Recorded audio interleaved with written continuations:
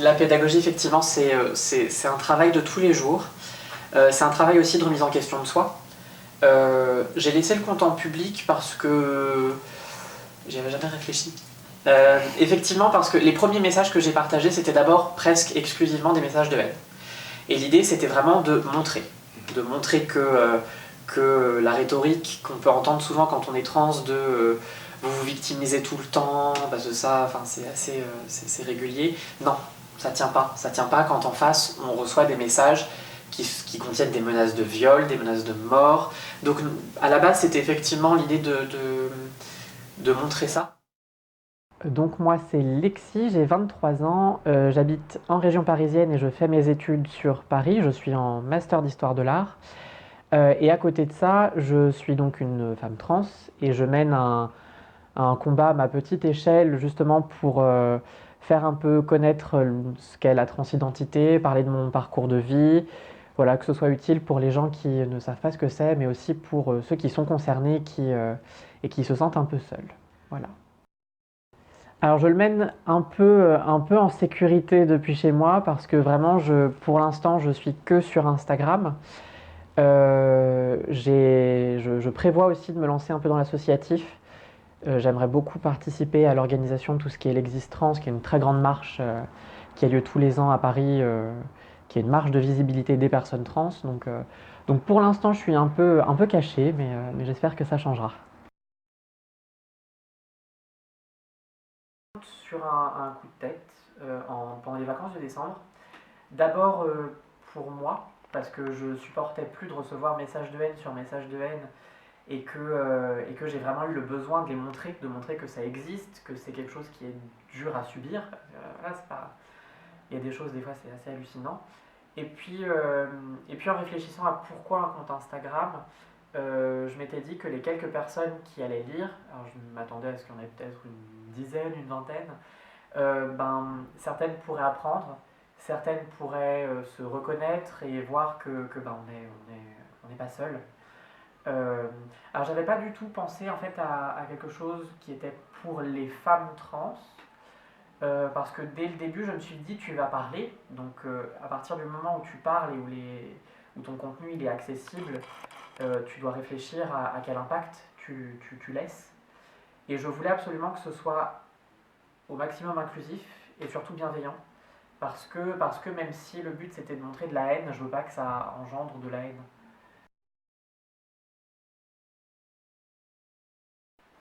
Alors il y a eu plusieurs petits événements étalés sur plusieurs années.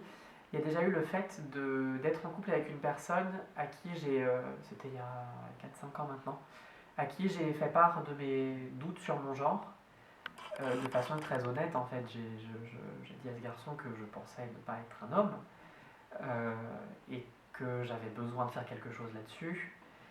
Et je me souviens avoir plaisanté avec lui en lui disant mais si ça se trouve un jour je serai ta meilleure amie. Et la réaction à laquelle j'ai dû faire face, ça a été quelque chose à quoi je ne m'attendais pas en fait. Il m'a juste répondu que j'avais pas le droit, que ça n'existait pas et que c'était n'importe quoi. Et ça a fait en fait que j'ai passé peut-être les 2 années qui ont suivi à le croire en fait.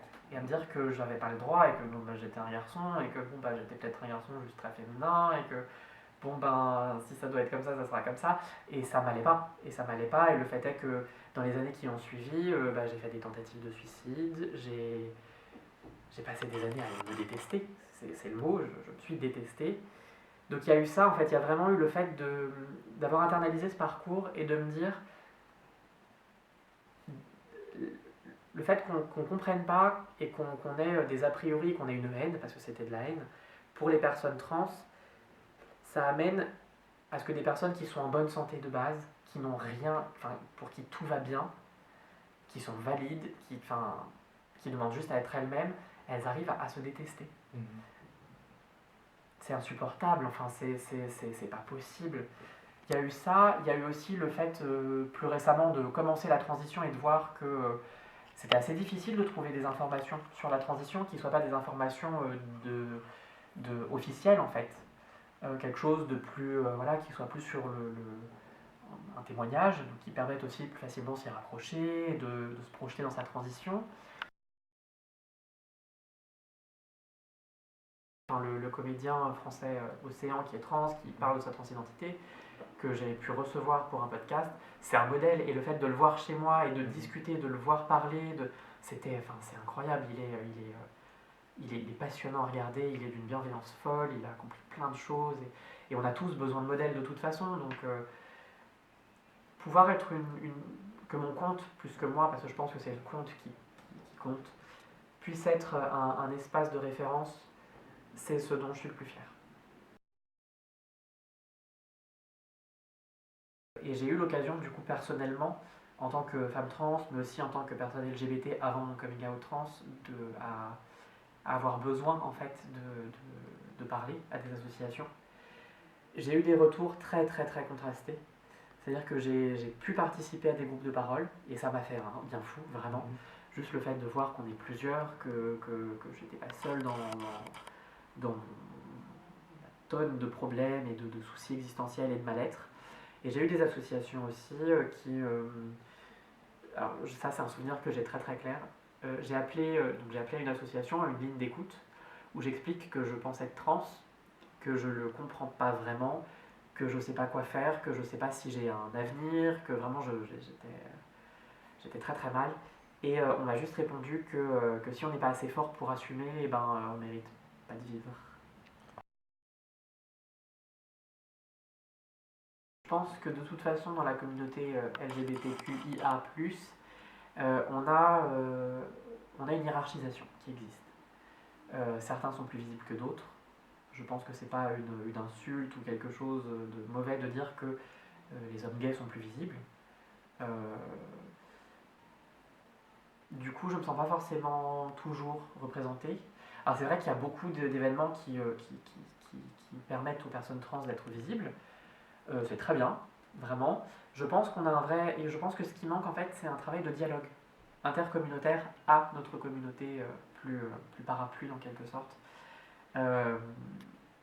Après, enfin, je sais pas exactement comment ça fonctionne, je sais pas si ce manque de représentation il est dû à un simple fait de manque d'activistes tout simplement.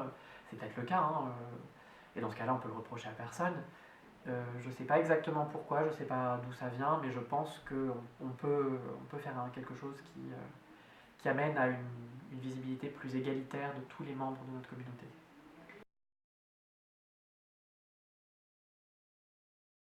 C'est très différent. Ouais, c'est compliqué. Globalement, je dirais que c'est compliqué. C'est compliqué, mais à plein de niveaux différents. C'est compliqué déjà par rapport à soi-même.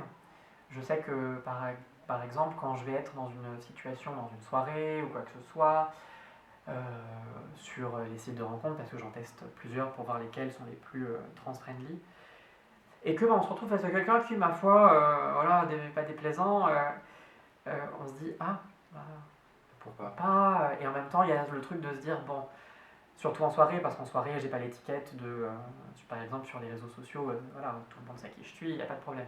En soirée, le truc de me dire bon, il y a peut-être moyen, et en même temps, il va falloir que je le dise. Et on en a justement parlé l'autre jour avec Océan, il y a toujours ce moment de c'est très compliqué parce que déjà il y a ça par rapport à nous-mêmes, de se dire faut que je sois à l'aise, faut que je sois moi-même, faut que je le dise, faut que je le dise pas. Et puis après il y a la question des regards, est-ce que déjà on va juste, après que ce soit su, après l'avoir dit, est-ce que je vais être regardé du coup comme quelque chose de curieux, d'anormal, ça existe? Est-ce que je vais être fétichisé? Ça c'est encore une autre question et c'est jamais très agréable. Ou est-ce que je vais être dans ce cas de figure qui est pas la majorité, mais qui est quand même le meilleur, de se dire ah bah oui d'accord c'est toi, mais t'es une femme et tu m'intéresses, donc voilà c'est parti. Donc oui c'est compliqué quand même.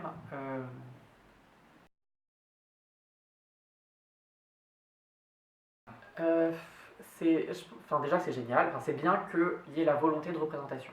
C'est nécessaire, il le faut, on est une part de la société comme n'importe quelle autre personne, et du coup enfin, ça me semble logique qu'on soit représenté. Après je pense que c'est rarement bien fait, honnêtement. Surtout au cinéma, je regarde pas beaucoup la télé, donc c'est vrai que les séries, j'ai pas... Beaucoup de personnes me disent faut que tu regardes cette série, il faut que je le fasse, faut vraiment que je le fasse. Pour ce qui est des films, j'en ai recommandé quelques-uns, j'ai fait des critiques sur mon compte.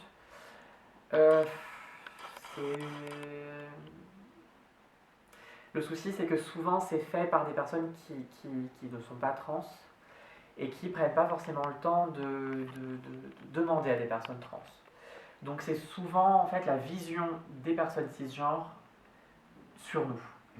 Alors il y a des fois c'est intéressant quand même, il y a des films qui sont très bien honnêtement, mais je pense que ça demande encore à s'affiner, à se perfectionner et à être plus inclusif.